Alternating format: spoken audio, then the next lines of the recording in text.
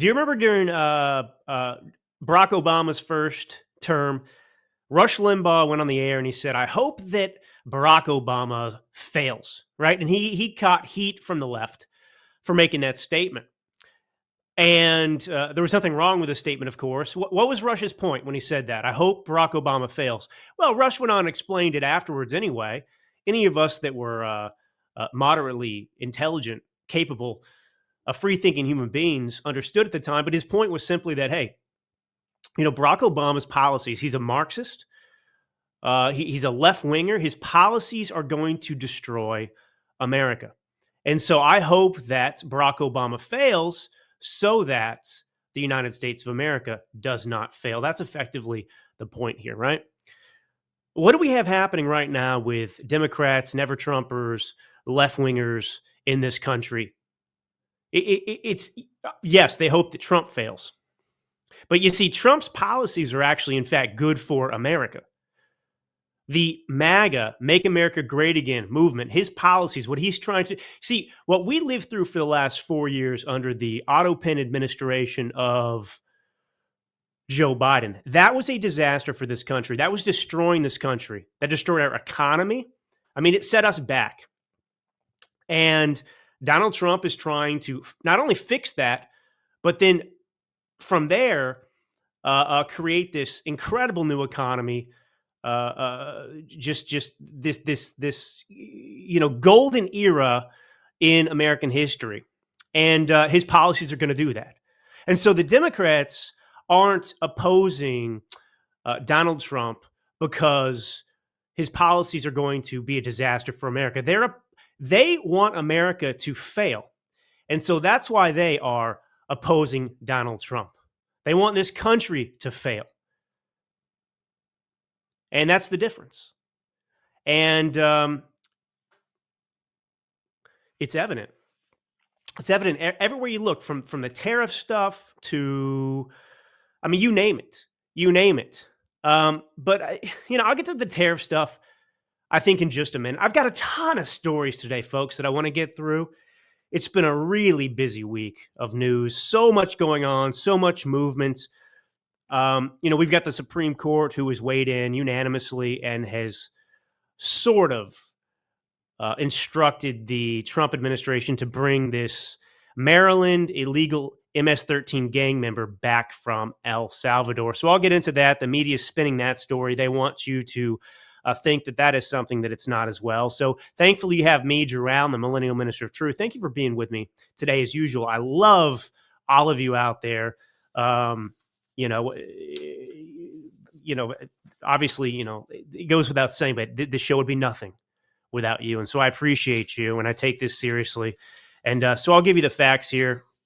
We've got, you had that a teen who was 17 who stabbed another 17-year-old in Texas. That's a crazy story. What's going on there? That Carmelo Anthony, who's actually the murderer, has raised more money than the victim he stabbed in the heart. Incredible. So there are a lot of takeaways we can get from that. And okay, the stock market. So it was amazing to me because over the last week, my goodness, how many new tariff and stock experts came out of the woodwork. It was astonishing. Everybody was suddenly a stock and tariff expert. David Hogg, of course, he was suddenly a big expert. That guy tried to start, if you remember, amongst other things, but he tried to start a pillow company to rival My Pillow, Mike Lindell's My Pillow, and I think it lasted a month before it went bankrupt.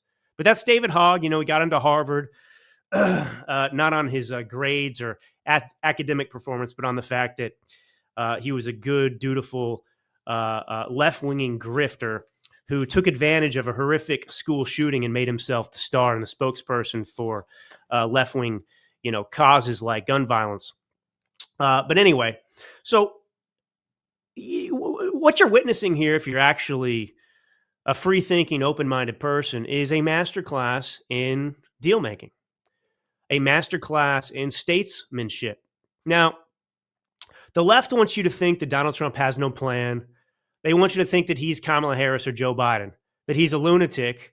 In Kamala's case, you can't control her hormonal issues. and she's drunk all the time.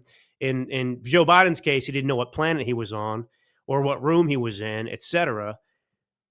And they want to project that onto Donald Trump. Donald Trump, of course, is trying to save this country. Tariffs are something he's talked about even before he was involved in politics. There are no smoke and mirrors here. There's a strategy in terms of dealing with the rest of the world and creating a fair system that benefits America. But there's no secrets here. There's nothing confusing about this. He's talked about this. The problem with the tariffs is simply that, not the problem with his tariffs and what he's doing, but the problem that Donald Trump is trying to address, right? Let's talk about root causes. Root causes. I don't have to go down to the border to find the root cause for this. I just enter my own brain and use my observations over the years. So there's a trade imbalance, certainly. But the point is, other countries are screwing America. They're ripping America off. We pay for basically the rest of the world's military defense. That's true. We give every country on this planet money. You've seen that. I mean, countries you didn't even know existed, we were sending money to. Doge has uncovered. So it's insane. So we treat the rest of the world so well, and the rest of the world treats us like garbage. So the rest of the world taxes American goods that are coming into that country. And there's an expectation that the United States is just not supposed to tax any of their goods as well. That we are supposed to offshore everything, that we should allow other countries to try and look out for their own country. They can take advantage of America to benefit themselves, but we're not supposed to look at the rest of the world and call out balls and strikes, things that are fair and not, and look out for the country. And this is the mentality of the left. This is the mentality of establishment folks. They have sold America out. And there are repercussions that reverberate long into the future. And we are approaching a point with the deficit, with the debt, with the reality that we are falling behind militarily, economically in some ways, certainly with manufacturing that is happening in China. And really the elephant in the room in all of this that should be discussed, that is kind of driving all of this, is something the Democrats refuse to acknowledge, and that is that China is the enemy of the world. After us, China is the greatest power on the face of the earth.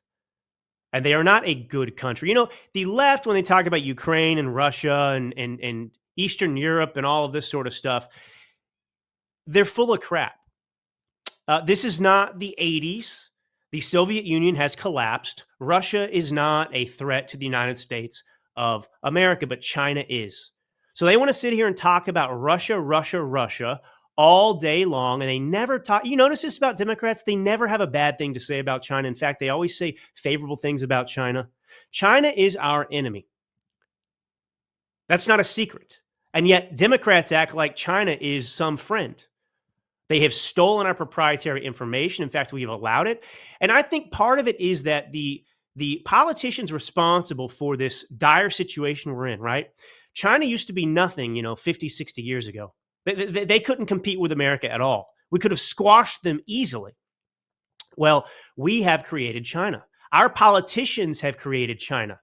We have made China powerful. The United States of America, not you and me necessarily, although because of policy changes and so on and so forth, how we've shifted, businesses have shifted to depending upon cheap labor in China, cheap goods over there to sell to the American consumer. We have participated in this way. But the politicians have made China a beast. And they have created a system in which we are dependent upon our enemy. And Donald Trump's looking at the landscape, and he understands very well, very clearly, the danger that lies ahead for America. And it's not from Russia. It's China and what China's been doing around the world. China is trying to supplant the United States of America as the most powerful nation in the world. And we can't have that. We can't have that. And so it's incredible to me. You actually have Democrats out there that are rooting for our enemies and other nations around the world. They're rooting against America. I've seen posts out there on X and other places. People like Joe Walsh who are saying, yeah, I hope that you Europeans hold strong. Do not give in to Donald Trump. Stand up against the United States of America. I mean, who talks this way? Democrats hate America. Yes, they hate Trump, but they also hate America. It's irrational. Donald Trump is a president who loves this country. He is looking out for this country above all, and he wants the American people to succeed. He wants the American people to have safety and security. He wants America to be secure for decades and decades and another generation down the road. That's what he wants. So that's what these tariffs has always been about. And these latest tariffs, now more than 70 countries, we're being told, have come to the United States of America, come to the Trump administration after he announced, these tariffs were going to go into effect. And they've said, okay, we want to sit down and talk. That's what we wanted all along. What is the negative about announcing tariffs, and then you get these nations to do what you want? And by the way, they want to say that Donald Trump, he what's the phrase out there? Now he caved. I'll get to that in a second about him caving, because the Democrat never Trumper worldview, it's not based in reality. They will make up things and tell themselves things that are not true just to maintain this sordid worldview that for some reason they are hell-bent on maintaining, even though it's bad for their mental health. So anyway, we've seen this with other countries. We've seen this play out with Canada and Mexico first, this game, because we want things out of these countries. We want Mexico to stop, allowing these cartels to human traffic and drug traffic into the United States of America. We want these illegals, when they're trying to come to the United States of America, we want to return to that remain in Mexico policy. We have to stop this. So we want to secure the border. And we want China. You understand when we talk about China again, China is literally killing 100,000 Americans a year with fentanyl. They send the chemicals to Mexico. The fentanyl is created there, and then it is smuggled into the United States of America. So China is providing the tools, the recipes, the physical components to create fentanyl.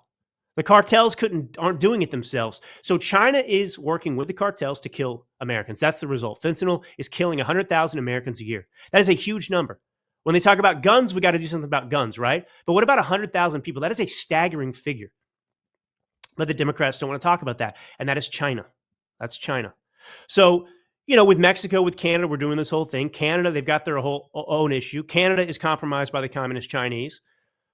Canada is the back door, or front, however you want to look at it, back door or front door into the United States of America. It's accessible. You have Russia up there. You have China. That's what they would use to come down through Canada if some kind of invasion was going to be staged at some point. That's why Greenland's so important to our national security, amongst other reasons, natural resources. But mainly it's for national security, protecting ourselves against our enemies abroad like China. And so Donald Trump has said, okay, we're gonna pull back this. But the point of the tariffs, you can see a trend here. He's announcing tariffs, and then he's delaying them or pausing them, because the point of announcing these tariffs, and what you're seeing by the reaction from the rest of the world, is what? We have the leverage. We have the leverage. So despite what you hear about the tariffs, about how, oh man, we can't do this. This is going to kill the United States economy. We're going to kill ourselves. Well, if it's going to kill us, it's going to kill these other countries more. So it's a tool we can use, and it's working. It's working. So anyway, he's paused the tariffs. Now, the stock market experts like David Hogg, it was really interesting. And the stock market's crazy right now. Don't get me wrong. It's going up. It's going down. It's going up. It's going down. But they told us on Monday there was going to be Black Monday. It was going to be like the Great Depression. It didn't happen. But that's what they were predicting. And they were saying it like they wanted it to happen. They wanted it to happen because they want to destroy Trump. They can't have Trump succeed because, if Trump has a successful term here, it will be the end of the Democrat Party. That's why they're fighting so hard to prevent his policies, because the Democrats have been telling the American people and their voters and Democrats around this country and other people, signaling something that's not true. Because their entire platform is based upon creating a crisis, creating a problem, making sure there's always a problem, never solving the problem, so that they can run on trying to solve that problem. So they create a problem, they exacerbate a problem, they blame the Republicans for the problem, and they want to get elected. That's what they do. So imagine if Donald Trump comes in here and he said, these Democrat Party policies don't work. You've been lied to. We're going to pass the MAGA agenda. The very agenda the Democrats have told you is going to fail. It's a disaster for the country. Well, what happens to the Democrats who are already suffering from or just record disapproval, suffering from humiliation? They've been outed. They're 80-20. They choose the 20%, on every issue. Deeply unpopular. And they're fighting for their political lives right now. So Trump's success is their demise. So they can't have him succeed. So that's why you have a lot of this happening. So anyway, so the stocks go down. And then Donald Trump announces, hey, we are going to pause this for 90 days and we're going to negotiate. And why would that not be celebrated? And by the way, when he did that, the stocks soared. Now, they go up and down. But my point is, Black Monday, the Democrats and Never Trumpers told you was going to happen. It didn't happen. And then Donald Trump pauses the tariffs and they scream, look, Trump caved. Like they're trying to humiliate him. Trump caved. Isn't that what you wanted? Trump to quote unquote cave? You wanted the tariffs to go away? But suddenly Trump caves and it's a bad thing. They're making fun of him. Shouldn't they be celebrating Trump and saying, hey, thank you, Trump, for caving. Thank you, Trump, for pausing these. Now, he didn't cave. These other countries caved. He announces tariffs in 70 countries, call up the White House frantic, demanding a meeting with Donald Trump, saying, please, please, please, Mr. President, pause these tariffs. Let's talk. You're right. We've been screwing you. Let's get a fair deal. We'll get a fair deal. Whatever you want, Trump. Whatever you want for the America, we'll do it. Because they're finally dealing with somebody who's standing up for America. The Democrats' reaction, he caved. So he's going to, tank the stock market. We're going to have a Great Depression because of Trump's tariffs. Trump pauses them, and they're still making fun of him and not happy. This is what I'm saying. It's Trump derangement syndrome. It's a legitimate mental illness. But I've got more to say, and I'll say that in just a second here. Let's be real. Losing weight isn't just about looking good. It's about taking back control of your overall health. 42% of adults in America are classified as obese, right? This is the big problem in America, if you don't know it. It's obesity. Obesity is directly linked to severe health issues, including heart disease, diabetes, stroke, and cancer. These illnesses are costing Americans over $173 billion each year in medical expenses alone. If you've tried diets and different workouts with no success, it's not your fault. Big food, big pharma, they've rigged the system against you by contradicting information, leaving you confused. But there's good news. The wellness company, you've heard me talk about the wellness company, so many wonderful products. Well, they just launched a drop, a GLP-1 peptide oral drop formula developed by their chief medical board, specifically designed to support your metabolism, curb them, right? And help you shed weight. That's right. No injections or the risk of severe side effects we're seeing in the Zempic. Simply take a drop in water, gradually increasing quantity over time, and let your body do the rest. Start your weight loss journey today and get $50 off plus free shipping. Head to dailyclouthealth.com and use code DailyClout. Take action today for a healthier tomorrow. dailyclouthealth.com, use code DailyClout. So anyway, but the point is, what I'm realizing in this whole tariff debate, you've heard me talk about it. I've been consistent. The tariffs are working. They're getting people to come to the table, and it's going to be good for us in the long term. Donald Trump's not going to do anything that's going to hurt the Americans long term. He's trying to solve a problem, and there's negotiations, and the stock market's reacting. And the stock market, by the way, who's the main beneficiary of Wall Street? It's not Republicans. It's not Republicans, contrary to the lies of the left. It's actually Democrats. They benefit from Wall Street. It was Wall Street who backed Obama. Now, Wall Street, like anybody, like any special, what am I trying to say? Any of these special interest groups, they're going to try and back the person that's going to be good for them. But, the stock market's good. People have 401ks. We want it to go up. That's how we've become accustomed to earning an income and retirement and so on and so forth. But it also doesn't mean that the stock market is necessarily operating the best interest of the American people oftentimes. Majority of the wealth on Wall Street is owned by a very small percentage of people. It's so funny because this is the argument you hear from the left about the economy. they're always attacking the rich, but when it comes to Wall Street, they don't want to talk about it and address that. They don't want to talk about those stark differences, really, not right now. And I'm not against the stock market, by the way. I'm not against anybody. And, people will be concerned. The stock market goes down. But here's the thing. The media controls how you react to things. And under the Biden administration, we had much worse drops in the stock market. You can look at it. And also a stock market, by the way, is not an indication of a healthy society or a healthy economy overall. It's just one component. I mean, you've got all these businesses across the country that are not publicly traded. That's the majority of companies. It's small business owners out there. So to look at Wall Street as an indication of overall economic health is totally false. But obviously, nobody wants a stock market to collapse. Nobody wants that, and it's not. And it's going up and down, and it's a little bit tumultuous right now. But there's a lot at stake here. There's a lot we're fighting for. And you cannot base all of your reactions to what's happening in the stock market on a daily basis. The stock market always goes up and up and up eventually. It always recovers and goes back up. You just have to stay in it. It's the long game. But I want to play a clip here. This is David Portnoy. The reason I want to play this, and I am going to be a little bit critical of Dave Portnoy here. And by the way, I just want to say this about Dave.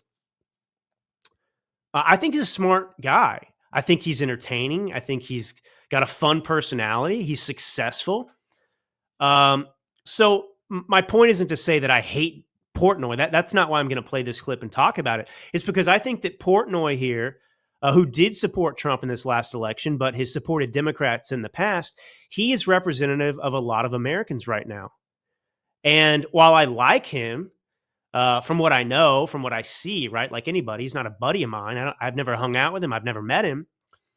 He's absolutely wrong on this issue, but I want to use Portnoy because I think that he represents maybe even some of you listening to this show, but certainly a lot of Americans out there who are wonderful people, good people, but they have not been educated long enough in the reality of politics and conservatism and who the Democrat Party is and what's at stake.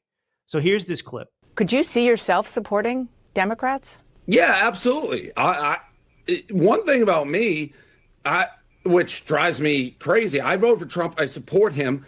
I was never like some crazy MAGA guy. Like I look at each candidate and I choose who I like. I think the left and a lot of even what they did with, I want to say, hiding Biden's mental state and not having a primary really drove me to the right. So I am not somebody who would just strictly vote based on Republican or Democrat. I vote on the people running, how I think they speak to me, the issues that are important to me. But yes, I will vote how I feel is the best interest of what I believe in.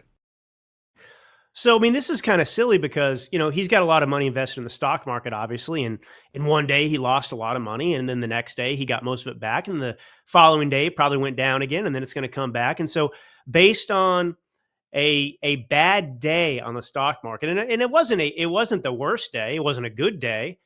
But, it wasn't Great Depression levels like the Democrats were trying to say to scare you, to try and turn you against Trump and try to prevent you from supporting this person who's doing everything in his power as fast as he can to save this country from a disastrous future that Democrats and Republicans have put us on this terrible course over the decades.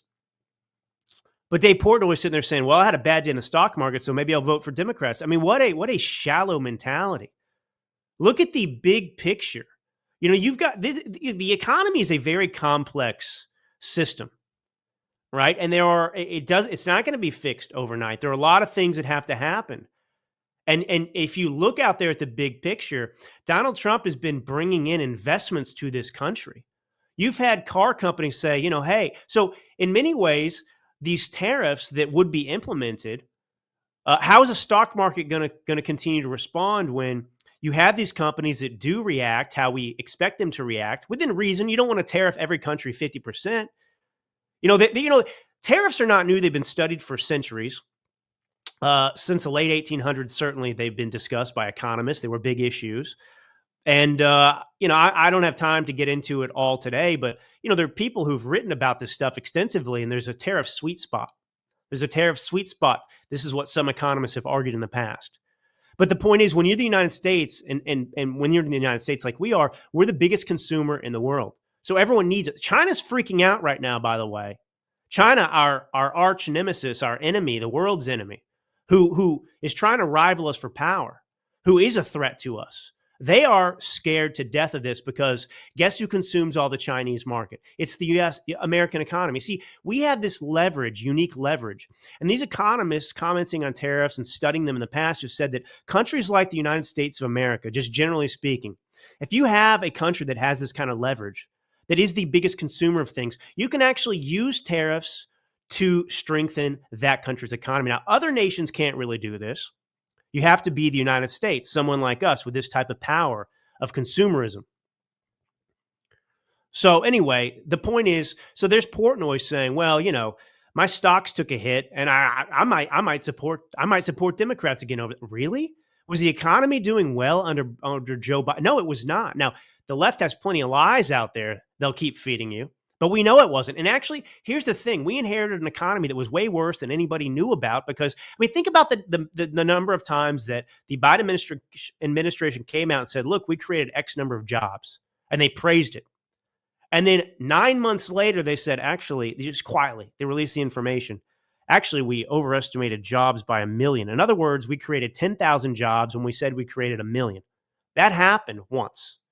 And on multiple occasions, it happened to a lesser degree. Inflation is down right now under Donald Trump, CPI. So, there are plenty of indicators out there that are good. But, we've got to fight our way out of this. And a lot of that's going to come from the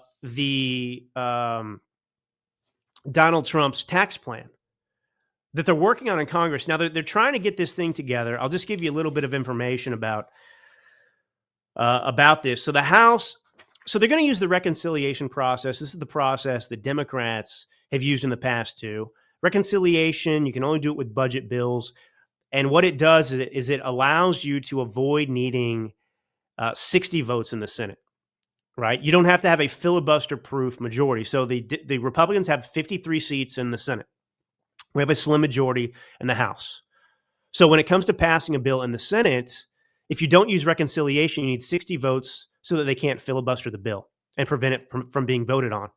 So reconciliation allows a simple majority to pass the legislation. Now, if you're new to politics, if you're trying to figure out how this stuff works, just remember the House passes a bill, the Senate passes a separate bill, and then they have to consolidate and agree upon one bill, right? So they're different bodies that are deliberating. And right now, the House bill is different than the Senate bill.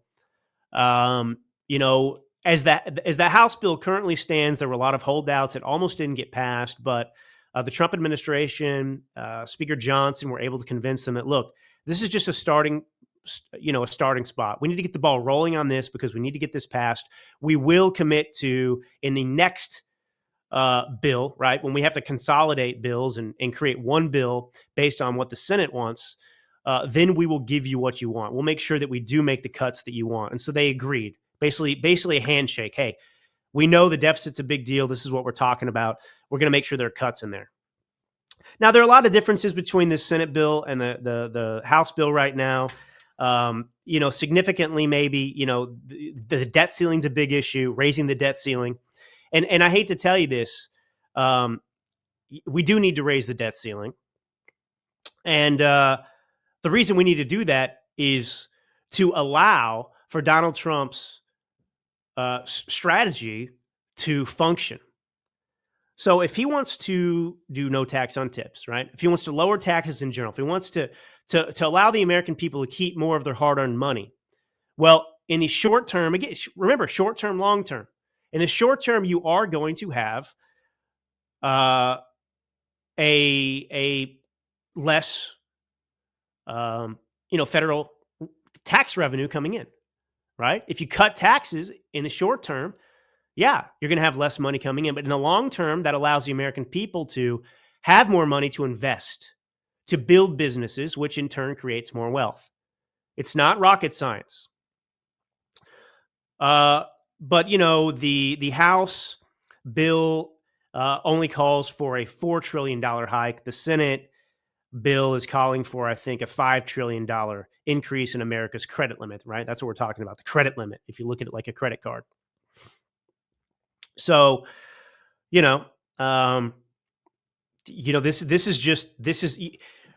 look, I voted for this. Donald Trump was transparent about this. The types of things he's talking about are massive changes. And you have to have a degree of faith. Now, yeah, I have enough acumen. I've studied this stuff long enough that I can see and understand what Trump is doing, and I support it myself. I think it's a good idea because I too believe that in the long run, it's going to shape this economy and give us opportunity for generations like we've never seen before. And it has to be done. So I get the strategy. And I can use this show and I can give you this information. We can talk about it in depth as much as we can, but I'm only doing one show a week right now. I've got 60 minutes minus, some ads to do it. So I can't. I'll do it to my best of my ability, but you can read into this stuff yourself. You can study it. You can think about it. And like I said, go to my Substack, jerallen.substack.com. If you've got questions that are burning after these shows, send them to me. If I don't know the answer, I'll talk to an expert and I'll get you an answer. I look at this show. I don't have to do this show. I'm going to tell you a secret. This show does not pay my bills. I do this show because I am passionate about this country. I feel like you and I, the audience, have a bond at this point. I feel like you enjoy hearing from me, most of you. And I like doing it. I love it. And so that's why I do this show. It's, it's not, I'm not Mother Teresa here. There's a lot of people that do shows, but I'm just telling you, look, I have a newly turned 2-year-old. I have a 3-month-old kid. I'm a one of the, busiest publicists in the country. With I got 11 clients, former clients in the Trump administration, 60 clients maybe going at any time that we're dealing with. So, I'm working on a book. My point is simply that I want to be here for you, and I want to help you as best I can, and so that's why I do this show. But you've got to have a degree of faith, and you can't do everything at once. Who I can't tolerate out there? These people that just, Donald Trump's the same as Joe Biden. There's no difference, no changes, nothing. It can't happen overnight. We've been on this trajectory of destruction for, at least 25 years, if not longer. There were things that were done under the Reagan administration. I love Reagan, for example, one of my favorite presidents. I mean, still to this day, remarkable what he did to fix the economy in his day. But, look, out of good intent, you couldn't have known the repercussions. He signed legislation to allow vaccine manufacturers not to be liable. So you can't sue vaccine manufacturers. As long as a pharmaceutical company gets their vaccine on the child list of vaccines, you can't sue them. They're not liable. And so what were the repercussions for that? When you shield somebody from accountability, what do you have? You have no incentive to create things that are tested. You have no incentive to create things that are safe, that are effective. That's the reality. And so, the argument when Ronald Reagan did it was good. It made sense. Like, hey, these people aren't going to, if we believe in vaccines and we want to really help people, these people aren't going to do it if they're getting sued out of it. We have to protect these people so they,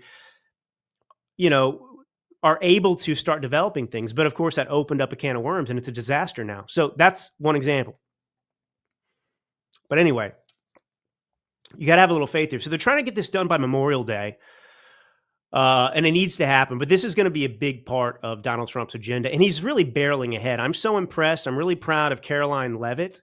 Carolyn Levitt, who is, of course, his spokesperson, the press secretary. I want to play this clip of her dealing with the media. Listen to this. And if I could just, excuse me, Raquel, if I could just add to what the secretary said.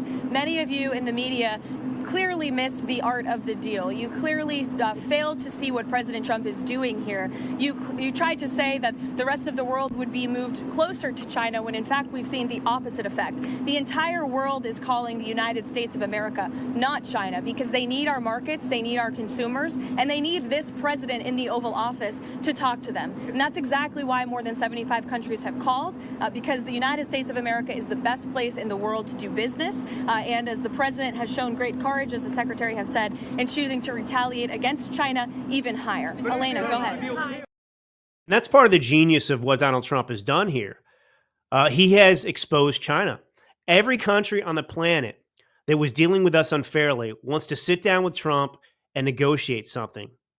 China is the one country who is refusing to do it. They are doubling down on their tariffs themselves, and they're trying to play the victim.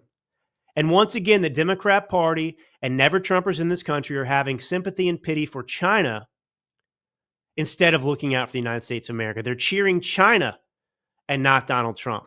That tells you everything you need to know. And it's just this, and this again, this is to end with this for now. We'll talk about this, I'm sure, more. But I have other stuff I want to get to. But this is the big takeaway for me. I don't know that it's half the country, but a sizable percentage of the people in this country are stupid. I don't mean they're just uneducated. I don't mean they didn't go to nice schools. I don't mean they can't read and write. I mean a sizable portion of this country cannot think critically. A sizable portion of this country does not have the ability to reason deductively. They cannot form opinions for themselves. They are just knee-jerk reactions to everything. The stock market went down today. Oh my gosh, Donald Trump, we got to get him out of here. Look at this monster destroying the economy. What? Okay, he pauses tariffs. And these people are negotiating with him, which is a good thing for the country objectively. Oh, Trump caved. Can you Trump caved. Okay? And then you know what happened? After he announced he was going to pause it, and so everybody in the country knew this, it was publicly available information. Donald Trump, he said, look, now's the time to buy stocks. And the stock market soared, 7%, 5.9%, 7%, whatever the next day. And then the Democrats and the never-Trumpers out there say, this is insider trading. We need to investigate Donald Trump for insider trading. Insider trading? You guys are the kings and queens of insider trading. Now suddenly you don't know what an insider trading is. You've gotten rich off of insider trading, all you Democrat politicians. And now you're accusing Trump of insider trading. It's not insider trading. You guys know what insider trading is. You do it all the time to get rich. Nancy Pelosi. Eye Patch McCain. All these people, Democrats, Republicans. So, insider. It's not insider trade. What a stupid thing to say, but we're dealing with stupid people. And when your whole philosophy in life is you just hate Trump and you don't want him to succeed, that's how you react to everything. That's my point. Anyway, let's just keep going. So anyway, I got the info though. The Dow jumped 5.9%, S&P 500 rose 7.3%, NASDAQ soared 8.9%. It was a dramatic rebound from a week of steep losses triggered by spiking bond and blah, blah, blah. So now, talking about Democrat stupidity out there, and you folks, man, you really need brain transplants. It's really deeply troubling to me. Here's something that's related to another story. Here's the headline. New bombshell study reveals assassination culture spreading on the left under President Trump. Let me read that again. A new bombshell study reveals assassination culture spreading on the left. So a majority of people on the left, a majority of never-Trumpers, a majority of Democrats in this country, people who say that they are left-leaning, a majority of them support assassinating their political opponents. They think that's a good thing, right? The ends justifies the means. So the report from Network Contagion Research Institute, NCRI, found that a growing number of people are willing to justify and even applaud killing in the name of politics and a warped sense of social justice. According to this, Okay, here we go. NCRI conducted a non-probability based nationally representative survey of more than 1,200 U.S. adults weighted to reflect national census demographics. The findings were stark. Ready for this? Some 38% of respondents said it would be at least somewhat justified to murder Trump, and 31% said the same about Elon Musk. Now, that included Democrats, Republicans, independents, whatever. Now, get this. When counting only left-leaning respondents, justification for killing Trump rose to 55% and Musk to 48%. So 55% of left-leaning respondents to this poll said killing Trump was justified. Killing Trump was justified.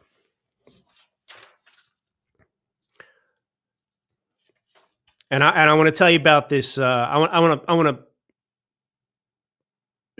to tie that into this news about the killer teen who stabbed the other boy.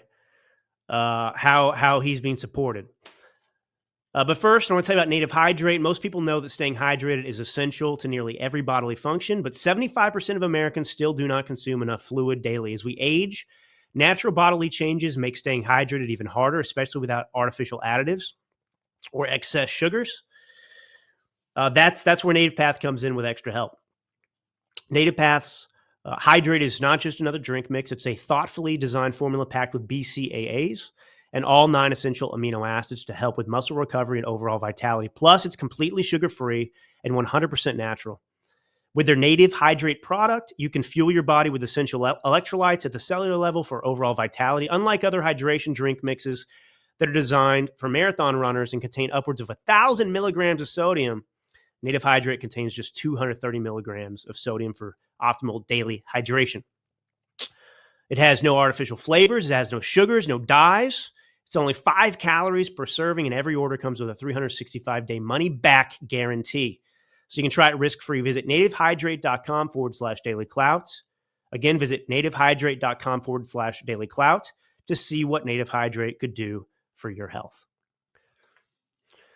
So I'm sure many of you are familiar, have heard this story. So much has been going on. You know, these things are blips. Like these big stories happen. It's all anybody talks about, and then people forget about them. Well, in Frisco, Texas, a track meet was happening at a high school. This was at the Kukendall Stadium. This was last week. And a black 17-year-old or black teen stabbed a white 17-year-old boy to death at this track meet. Now, this killer teen, Carmelo Anthony, he has raised more money than his victim on their respective crowdfunding pages. Now, something came to my attention. I was hanging out with a buddy of mine yesterday, and he showed me this thing going around on Instagram, probably social media, and it was, made by Democrats, left-leaning people who were trying to compare Carmelo Anthony to Kyle Rittenhouse. Kyle Rittenhouse, of course, famously was in Wisconsin on the streets. BLM was rioting. The city was on fire. He showed up with his firearm, as reinforcements to try and protect businesses and people there. And he was brutally attacked by several people who were armed. They had guns pointed at him. He was literally fighting for his life, was being beaten, and he used his gun to shoot the individuals who were threatening his life. That's not what happened with Carmelo Anthony. But see, the Democrats and left-leaning people are obsessed with maintaining a false reality. So they will lie to themselves in order to avoid confronting the fact that everything they believe is false. So you have this Give, Send, Go page for Anthony. It had received $318,000 for his legal defense. He admitted to killing, by the way, Metcalf, the white boy. And that's more than 300. Let's see. I don't know what the exact number is. It doesn't matter. I mean, this is from from it's a news article. So anyway, that's the point. So look at this. So here's what one of Anthony's donors wrote. Anthony being the killer, Carmelo Anthony. I stand with this family because I too have a black son. He goes to school with Carmelo at Centennial. He says this boy is respectful and kind, so I stand by this family because it could have been my son. Your son could have pulled the knife and stabbed a white boy? Is that what you're saying? Look, the reality is there is a problem in the nation in the black community. But we're not supposed to talk about this. Now, there are problems in other communities too, but we're talking about this particular situation. And obviously, no one is saying, I'm certainly not saying, black people are bad, but I'm saying there's an issue, and it stems from government, it stems from welfare, it stems from the Democrat Party, where you have a disproportionate amount of black young people who are perpetrators of crime. That's a statistical fact. So, you can someone like me, I care about the country. I care about everybody. I want to solve this. But you're not allowed to solve it. You're just called a racist. But the Frisco authorities, they were forced to issue multiple statements denying unfounded rumors regarding Metcalf's killing, including a viral post that falsely claimed Metcalf died from an MDMA drug overdose. See, they're putting out lies to try and even protect. So, this guy admitted it, right? Carmelo Anthony stabbed this guy in the chest multiple times, stabbed him in the heart. He died. And the left is trying to he died of a drug overdose. The kid admitted to killing it. Everyone saw it happen. Now, they also, here's another thing. A spokesman for Anthony, Carmelo Anthony, the killer, he was forced to deny that the accused killer had been bullied by Metcalf before the fatal confrontation at the match. The two boys had never met each other before the kill. See, so this was even put out there trying to suggest that the white boy deserved this. He had it coming. You see, it shouldn't have to do with black and white. It's simply a murder was committed by a teen. But the left is, it's racialized again. It's racialized again. And now I guess it needs to be racialized because now we can have a discussion about what the heck is going on here with the black community. Not all black people. Nobody's saying that. But you're an ignorant person. And frankly, you're not a good person if you don't want to solve this problem and talk about reality. I'm not afraid to talk about reality. That's why I'm the millennial minister of truth. So the two students from different high schools, they began fighting before Anthony unzipped his bag and reached in, telling Metcalf, touch me and see what happens. So here's how this confrontation happened. I can think back to high school. I can think about, the kind of machismo that's going on and how this could have happened with me or someone else, not being stabbed, but doing even what Metcalf did. So they're at a track meet and they've got their tent set up. And Carmelo Anthony was sitting under another school's tent. And so Carmelo Anthony was told by Metcalf, hey, dude, you're in the wrong place. Skedaddle. This is our school. You're at a track meet, right? So it's like, hoorah for my team. It's a competitive environment. You're there to watch and support your athletes at your school. And you come and you see somebody from another school sitting in your school section that you brought and set up at this track meet. And so obviously, naturally, you go to the kid. It has nothing to do with him being black. It's just, hey, dude, get out of here. What are you doing, man? This is for us, my school. And so I have another question. I never brought a knife anywhere with me in high school. Why is Carmelo Anthony showing up at a track meet with a knife? A knife. And obviously it's Carmelo that instigates because he says, touch me and see what happens. Now, the police report says Metcalf then grabbed Anthony to tell him to move, and Anthony pulled out a black knife and stabbed Austin once in the chest. And then Anthony ran away. But, the maniacs on the left, he was protecting himself, self-defense there, This white kid touched him, so he had every right to plunge a knife into this boy's heart and kill him to protect himself. It's just unbelievable. It's unbelievable. And it's tragic that this happened, but the fact that you would defend The killer here is just insane to me. Forget race. Now, if you're black, because you're so quote unquote oppressed, no oppression here. You can stab. I mean, but they did this with Luigi Mangione, and that's what I'm saying here. So the way the left is looking at the story, let me explain this to you. Because one kid's white and one kid's black, the left believes that they have to come to the defense of the black person immediately, even if they're a criminal, because they have to salvage this worldview that, I don't know. You got to always put the black person on a pedestal and defend them, even if they commit a crime. It can't be their fault because, they're black and oppressed and so on and so forth in this country. Slavery. So you have basically a point where I'm telling you right now what's going through the minds of the left and the media and this crowdfunding. They see this white boy in Frisco, Texas, and they say, this is a Trump kid. This is a Trump family. These are Republicans. And they see the black kid and they say, this is a Democrat. This is, Barack Obama, Joe Biden, Kamala Harris supporter. This is a lefty. So we've got to defend him. And so the white person, this kid, innocent kid, 17-year-old who lost his life, who died in his twin brother's arms, bleeding from his chest. Well, in some ways he got what was coming to him because what did I just tell you? New bombshell study reveals assassination culture spreading on the left under President Trump.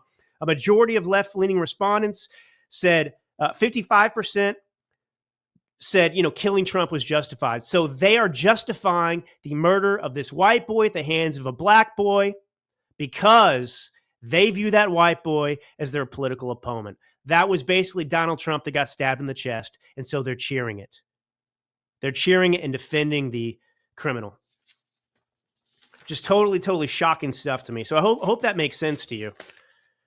Hope that makes sense to you. All right, we're going to close out. I'm going to talk about this Supreme Court, decision to return this illegal back to Maryland in just a second.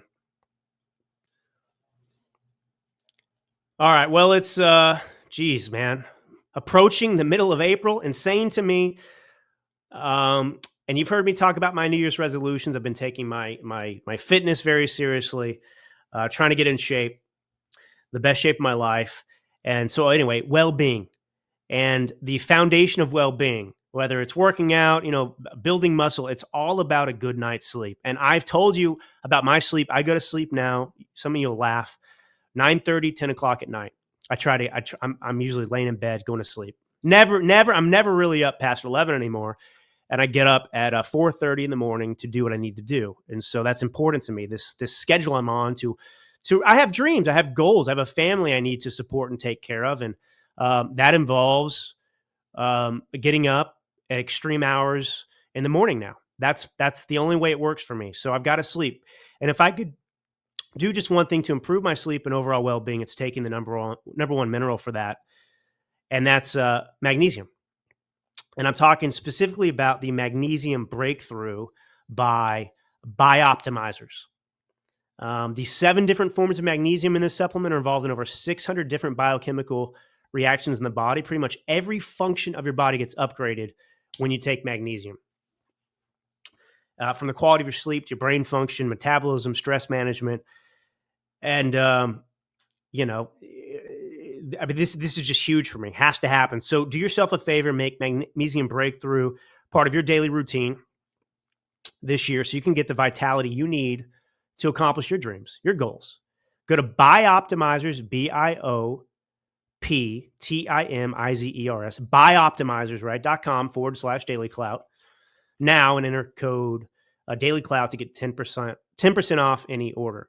It's bioptimizers.com/dailyclout, promo code dailyclout. All right, let's finish up with this Supreme Court info. I guess I enjoy it this way, but I have to spend so much time just correcting BS from the media. It's just amazing. They are truly the purveyors of misinformation and disinformation. And you got to really spend a lot of time figuring out the fact. It's not easy to do. And by the way, if you use Google as a search engine, I mean, it just forces propaganda down your throat. Forces propaganda down your throat. They make it so hard. But that's why I'm here, friends. That's why Drew Allen is here. That's why I sit behind this microphone, because I am passionate about the truth. Above all, I am passionate about giving you the facts and information. And yes, my opinion, but always the facts. All right? So the Supreme Court on Thursday ruled that the Trump administration must facilitate the return of Kilmar Abrego Garcia, the wrongfully deported Maryland man, to the U.S., but they scrapped the deadline set by a lower court for his homecoming. So if you don't know what I'm talking about, I'll give you a short refresher, but I talked about it on the last episode. Go back and listen to the last episode of The Drew Allen Show. You know, really, I know it's tough. I know that you wish you heard from me 5 days a week. But right now I can only do one show a week. That's just the reality. So, I tend to tie things into what I was talking about the last week. So, there is some correlation. There is a through line between the previous episode and this episode. So sometimes it's important. You got to catch up. You got to listen to all the Drew Allen shows. Do not miss a Drew Allen show. You don't want to do it. I'm telling you. So this was a unanimous Supreme Court decision. The High Court left part of Biden-appointed Maryland District Court Judge Paula Zini's order in effect, but remanded the case for her for clarification on exactly how the government should effectuate his release. So remember the gist of this. So the Trump administration admitted that through a clerical error, they sent this Maryland man who, yes, was married, yes, had a kid or whatever. They shouldn't have sent him to El Salvador. Now, it's not that he violated due process. That's not the issue here. This person entered the country illegally in 2011. He did not have a visa. He had no right to be here. He is an illegal alien. All right. He is not an American citizen, and he's not even a green card holder. But circa 2017, 2018, he told a court that because, they wanted to deport him to El Salvador. And he said, look, I'm going to get killed if I go back to El Salvador. And the court said, okay, you can't be deported to El Salvador. Now, it wasn't that he couldn't be deported. It was just the one country on the planet that he couldn't be deported to was El Salvador because, he feared for his life, he told the court. Now, it took him, nearly 10 years to tell him this. But anyway, that's what happened. So it was determined by an earlier court that this guy, there was reason to believe through an informant and other means that he was a member of MS-13. He was a gang member. He didn't show up in court for countless traffic violations and things like this. This is not an upstanding citizen, and it's a citizen who was believed to belong to MS-13. And he was here illegally, first and foremost. So anyway, this court is not saying, pound sand Trump administration. What the administration could do here, well, the administration is saying, hey, we don't have jurisdiction in El Salvador. That is a sovereign nation. And they're right. So he's there. I mean, there's not much they can do. If El Salvador doesn't want to send him back, so all they're telling Trump he has to do is make a reasonable effort to get him back.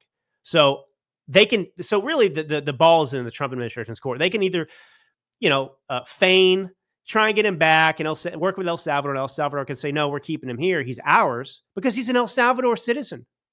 So anyway, they can do that, or they can fly him back here, and they can send him to Guatemala, or they can send him to Venezuela. They can send this guy anywhere they want. That's not El Salvador. So that's the reality here. So no, this is not about due process. This is not about any of that sort of stuff. It's just this court said you can't send him to El Salvador. The Trump administration said, yeah, you're right. We missed that when we deported him. He couldn't go back to El Salvador. We missed that court order, but it doesn't mean he can't be deported elsewhere. They can send him wherever they want. So they just want to see an effort by the Trump administration to get this guy back. And if they get him back, they can send him out. But this isn't a good guy. It doesn't change any of that sort of stuff. It's just what I told you there. All right. Well, I mean, that's all we have time for today. It's been this show's gone by really, really fast, folks. Thank you for being with me. I hope you all have a tremendous, tremendous weekend. Keep your head high. Don't let the left get you down. Don't buy the propaganda. We're winning here. Trump's popularity continues to increase. Stay faithful. You voted for this, and he's doing what he promised. And we knew it wouldn't be easy. We knew there would be friction. We knew the left was going to push back. So we've got to push back harder and support this guy. All right. God bless you all. Until next time.